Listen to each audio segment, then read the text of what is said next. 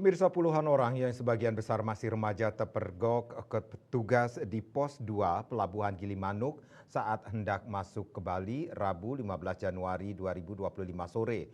Total ada sebanyak 22 orang asal Surabaya dengan tujuan ke Denpasar dan menyeberang dengan menumpang truk. Mereka selanjutnya diberikan pembinaan dan dipulangkan karena tanpa identitas.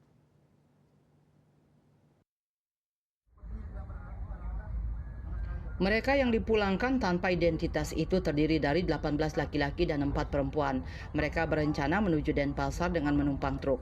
Kapolsek kawasan Pelabuhan Gilimanuk Kompol Ikomang Mulyadi menyampaikan berdasarkan pengakuan mereka, perjalanan dilakukan tanpa membawa dokumen identitas resmi. Mendapati hal tersebut, Kapolsek turun tangan dan memberikan pembinaan kepada mereka. Kapolsek menyampaikan penekanan Kapolres Jembrane AKBP Endang Tripurwanto tentang pentingnya menjaga keamanan dan ketertiban baik di jalan raya maupun lingkungan sekitar.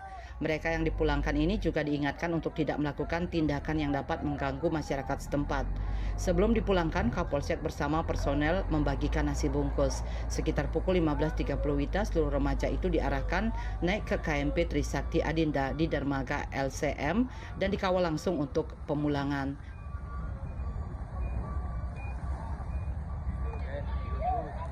Surya Dharma melaporkan.